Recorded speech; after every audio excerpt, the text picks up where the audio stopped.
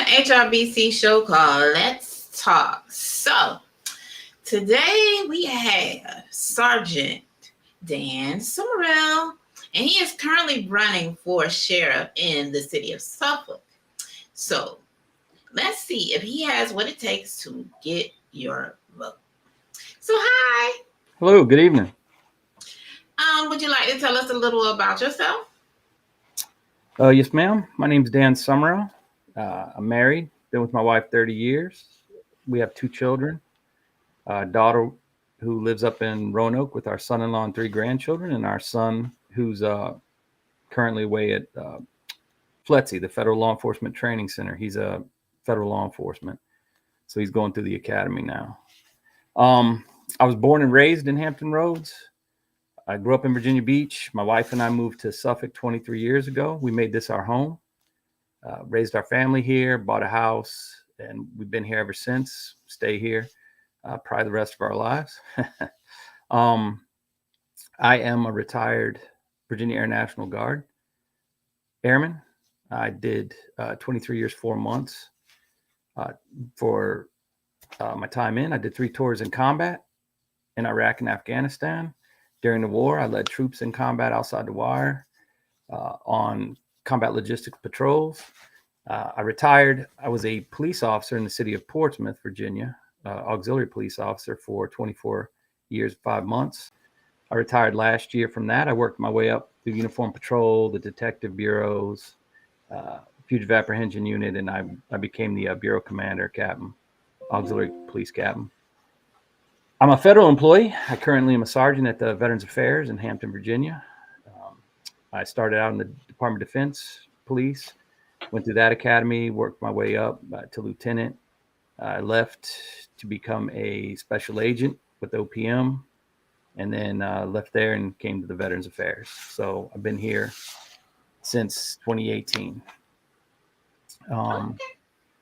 So that's about, I have 3 college degrees, all in criminal justice, bachelor's in forensic science, master's in criminal justice with a leaning towards administration and management. Okay. So, now I have a few questions for you. Are you ready? Yes, ma'am. All right. All right. So now, what does the sheriff of Suffolk do? We kind of usually get him confused with like sheriff roles and police roles. What does sheriff do? Okay. Up until I believe 92, the sheriff here in Suffolk we had a jail. They did courtroom security, civil process, and transportation of the folks going from jail to court.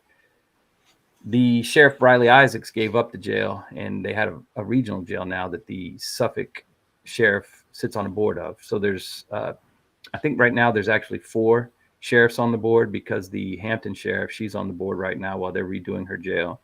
But the sheriffs that sit on the board is Suffolk, Southampton County, and Isle of Wight County sheriffs. They're the permanent members of the board, and it's known as Western Tidewater Regional Jail. So the folks from Franklin, Southampton County, Isle of Wight, they all bring their folks that they arrest to the Western Tidewater Regional Jail here in Suffolk.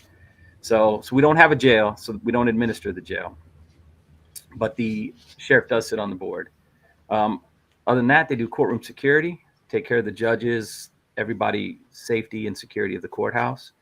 They do civil process, which is serving papers. So evictions, subpoenas, things like that, calling you to court, warrants. They go and they deliver them to folks all over the city. So and sometimes they do transportation as well, but no law enforcement role. They're not full service deputies. Where that differs from the police department does law enforcement. They do calls for service. They make the arrests. They bring the folks they arrest to Western Tidewater Regional Jail, and then the jail officers take them back. So that's really about it. Now, the main differences between sheriff and police: the sheriff's elected. It's an elected position. So he's elected by the people. He or she's elected by the people. Every 4 years, there's an election. So if you don't like the job they're doing, and you feel like they're not doing what you need done, then you can vote them out. The chief of police is put in by the city council and the city manager, the mayor, and they're at will. So They work for them, and they can be terminated when the city manager, the mayor, and the city council determine that they want to terminate them. So they're beholding to the elected officials of the city, whereas the sheriff is an elected official, constitutional officer. That's the main difference. Okay. All right. So now, I would like to know how would you incorporate community service in your role as sheriff? Community service in my role as sheriff. I'd probably expand community outreach initiatives like senior wellness checks to make sure that our seniors are doing good. The homebound seniors, folks that aren't ambulatory, can't get out of their house. I would like to do that. I mean, that takes people, which takes funding. So, but that's an eventual goal. If I become sheriff, I'd really like to do that. I saw it done in Portsmouth with Sheriff Bill Watson. He instituted that, where they would go ahead and take care of lawn care for elderly. They would help them with their groceries, get their groceries brought to them. Just folks that couldn't get out and do it on their own. So that to me is important because the elderly, they if they can't get out of their house, they're still human. They still need that. They still need that help. They still need that interaction with folks. And you can brighten somebody's day just by talking to some of these folks. Just talk to them, help them, and just show them that somebody still cares. And that can actually make their life longer. Actually, so that's another benefit to that. I'd like to do things like that. I'd like to do youth engagement programs, where you can go out there and do like a mentorship program with my deputies. That's kind of part of if I can get in there and get that SRO program, that school resource officer, school resource deputy program going. That's where I'd like that to lead. I don't want the deputies in the schools to basically be there and be seen as enforcers. I want them to be there and be seen as mentors, as people that the children can turn to, the parents can turn to, and maybe they can offer solutions, something other than just punishing people. I don't want them to be there to punish. I want them to be there to help and lead and guide and mentor, and just be that communication between the parents and the schools and the children, and the local elected officials as well. So that's a big job. I want to do that. Public education on civil processes. I'd like to educate the public on what's going on in the city, some of the things that they might not know, some of their rights that they might not be aware of. I'd like to do maybe a sheriff's citizens academy, where the folks can come in and they can learn what the sheriff's department's about, what the police department's about, what the elected officials are about.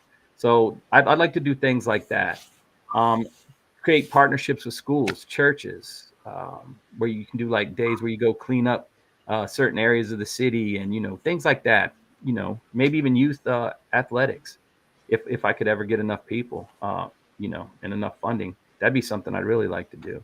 Because if you can keep those kids engaged, the youth engaged in something that benefits them, sports is great for obviously their well-being, keeps them out of trouble. They're out there on the field or out there on a basketball court or a tennis court, golf course. They're not out there finding ways to get into trouble. So idle hands is the devil's playground. So if you keep them active, I think that really has a big impact on keeping these young folks out of trouble. So that's just some of what I'd like to do.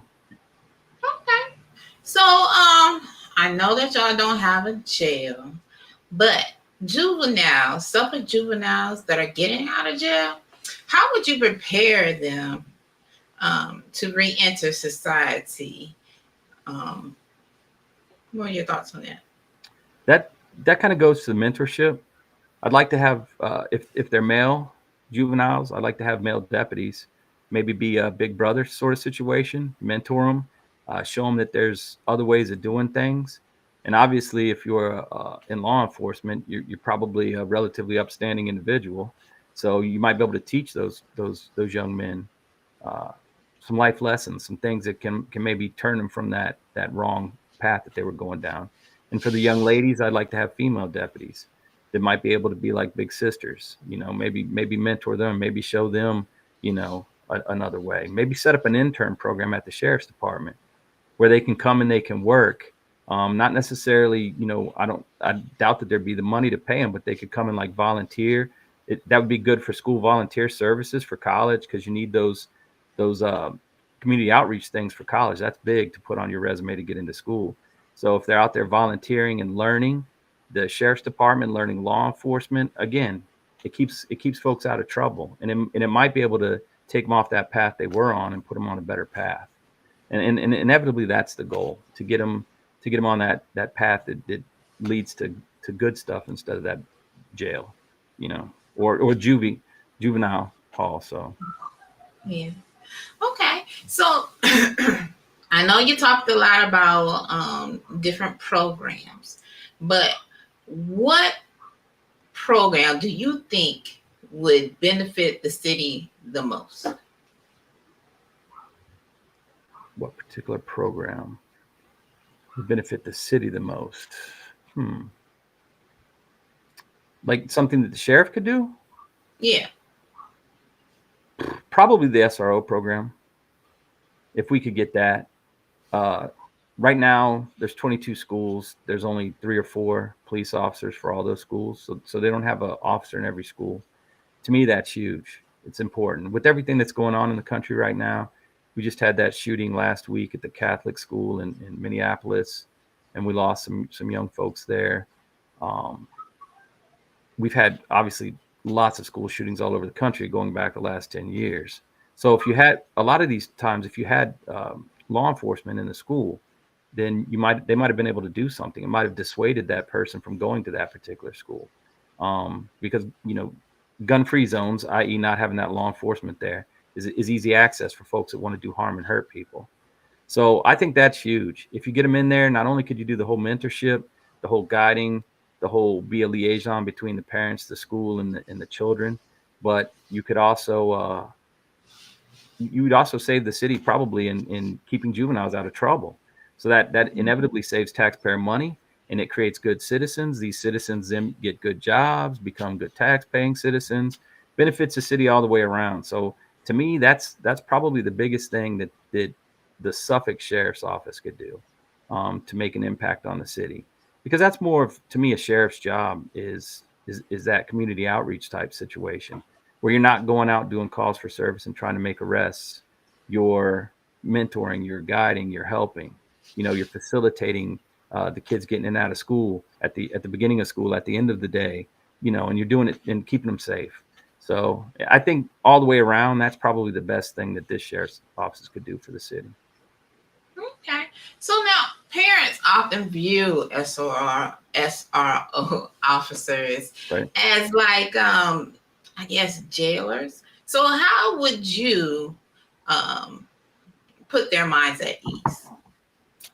Let them meet them every opportunity we had. Parent teacher conferences. They wouldn't just be there during the day. I'd have them there at parent teacher conferences when they have that, so that the parents could get to meet them and get to see what they do, ask them questions.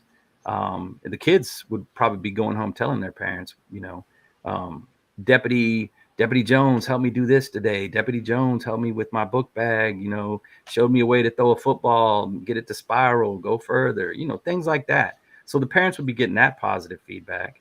But if they go to the parent-teacher conferences, then they'd be able to meet the deputy and be able to ask him or her, questions, and get to see them as a person, and not just not so much an authority figure. They're always going to be looked at as an authority figure, but as a malevolent authority figure, somebody there just to try to punish them.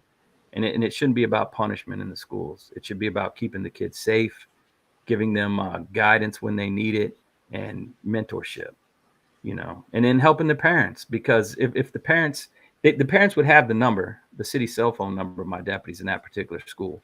And if they needed to call and find out something about their child, or if they knew that their child was in some sort of situation and wanted that deputy, because maybe that deputy had a relationship with that child, to go talk to that child and maybe get them to stop whatever they were about to do, maybe help the parent out a little bit that way, because sometimes kids don't need to hear it from parents. They need to hear it from outside sources, and they take it better, from outside sources. So, they would have that number for each of my deputies in each school. So the parents for that school would have that city cell phone number. They could call them, and they could speak with them, and hopefully get good results. But I think in those ways, you see them not as malevolent authority figures. You'd see them as folks there to help.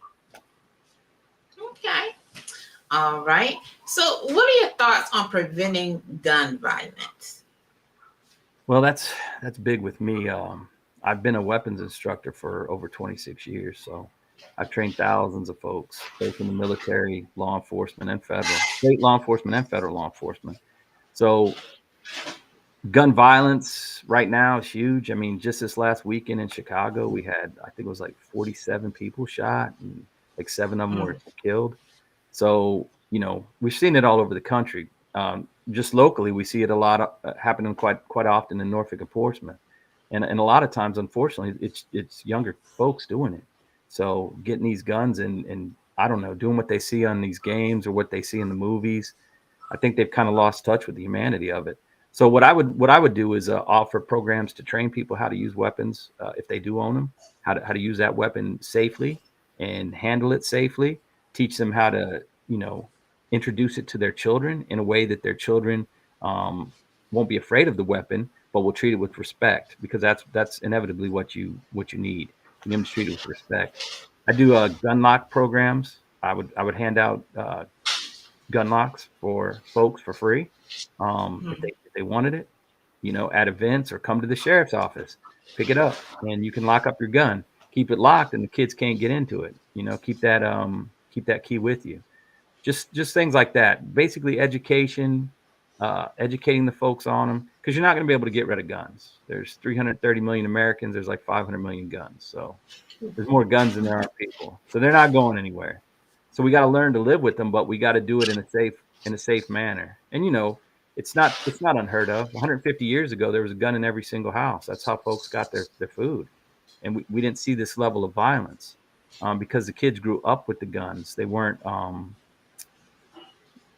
mystery to them. So they didn't mess with them. When you keep something hidden and you keep it as a mystery, that's why I say introduce it to the children in a way that they respect it and don't fear it. And obviously that means unloaded, not loaded, and just let them take that mystery away from it, as well as things like gun locks or safe. I'd be a big advocate for folks having safes. I myself own guns. I have safes, and my guns are in the safes. So, it's just me and my wife now. We're empty nesters. Well, our son still lives here, but he's often not here. So, and he carries a gun for a living, so he obviously is safe with a gun. But we keep them locked up just the same. I mean, you know, it's better for them to be locked up and safe than, out if somebody breaks into your house or something. So I would do education and training and gun locks, gun safes, things like that to keep the community safe. Okay. So, my last question is, what three things would you like to accomplish if elected? Okay. My 23 years here in Suffolk, um, the sheriff has always been quiet. I haven't heard much from any of them. Didn't even know the last guy's name. I hate to say it. I know now his name was E.C. Harris, but I didn't know his name. I knew Riley Isaacs because he'd been around a long time. I knew his name, but I want to change that. I want folks to see the sheriff, talk to the sheriff. I want to go to civic league meetings. I want to go to Rotary Club meetings. I want to go to Lions Club, Moose Lodge, go out to the Peanut Festival. I want to have my deputies out in the public when they can get out there. Maybe working football games, maybe more of that. Get out there into the public. Let them see us. Let them see the benefits that we offer. Let them see the community outreach that we have, and just be part of that community. That's the biggest thing. And that's one of the reasons that I'm running. It's the sheriff needs to be out there. The folks need to know the sheriff. That's a huge deal. Virginia is the first state in the union to have a sheriff. They've been around for over 200 years here in this state. Um, it's part of our Constitution. You can get rid of the police department. You can get rid of the state police, but you cannot get rid of the office of the sheriff in any jurisdiction. So they got to be here. So get out there, be heard, be seen, benefit the public, benefit the people that elected you. And that would be step one. Number two, I'd like that SRO program that I keep talking about. And I don't want to try to make it all fall on the city right away. I know that the current sheriff said that he had spoken with city council. They weren't about giving up the money for it.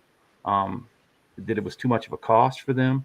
So I'm going to aggressively go for grants from the federal government and from the state.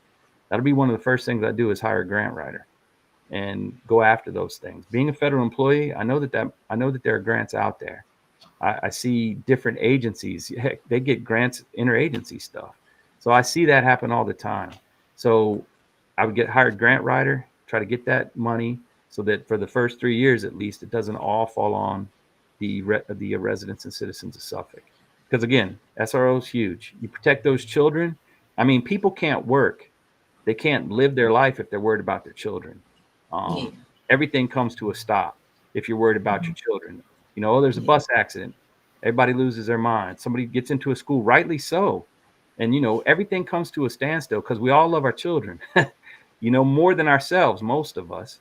So I'd say pretty much everybody loves their children more than themselves, and you're willing to do anything for them. So you know, you give up your everything for yourself for them. So you got to keep them safe. And if they're safe, then mom and dad can feel okay at work and their minds at ease, and then it just makes everything a lot better. So that's my main goal there, taking care of them. That's number two. Probably number three would be I want to get a traffic, a 2 to 4 person traffic unit that does Monday through Friday, maybe some weekends, doing traffic, slowing people down. We've had quite a few fatalities on 58. I just know this year we've had quite a few, and I drive 58 myself. People blow by me like I'm standing still, and it's crazy. I see it on 460. I see it on Route 10. I see it on 17, and with all that construction, and the city, it's not the city's fault. The police department's fault. They're short. They're trying to hire. They're offering bonuses to try to get people in. So if we could get 2 to 4 people that's their dedicated job to just do the traffic, I think it'd be a huge benefit. I think it would slow people down, make the roads safer, maybe even generate some money for the city, you know, because the way you slow people down, you get them a ticket. They're going 90 miles an hour. If they get a ticket, they might not do that 90 miles an hour no more. So, you know, hey, it's a win-win. If they stop speeding and the city can generate a little bit of funds that maybe they could use to improve roads or things like that. So that'd probably be my third thing that I would like to do, traffic unit. Okay. Well, that is all the questions that I have. Is there anything else you would like to tell the people? I mean, Suffolk needs change. We need we're the fifth fastest growing city in the state of Virginia, population wise. Obviously, we're the largest land wise. We've had the most quiet sheriffs in the region. We have the smallest sheriff's office in the region. I want to change all that. I want to get us. I want to get the sheriff known out there in the community. I want people to say, "Hey, who's your sheriff? Sheriff Sommerell. Sommerell for sheriff." I want them to know me. I want them to know who I am. I want to interact with them. I want to answer their questions when they have them.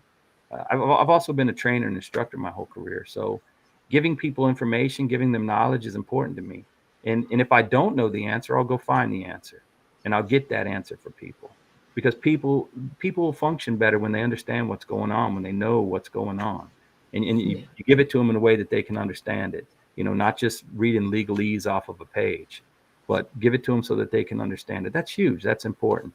So if the folks elect me, if I'm that lucky to get that position, they're going to see me out there in the community all the time. I'll be going to schools and civic leagues. I'll be everywhere. So they'll see me, they'll have that change, and hopefully it'll be beneficial to them and to the city. So um, that's it. If you vote for me, you'll definitely know who I am. All right. All right. Well, those are all my questions, and that is all I have for you right now. But I want to thank you again for coming to our podcast. Thank We you, ma'am. really enjoyed it. Yes, ma'am. So I'd like to say goodbye to the people and thank you guys for joining us. Thank you, ma'am. Goodbye. Have a good evening. You too.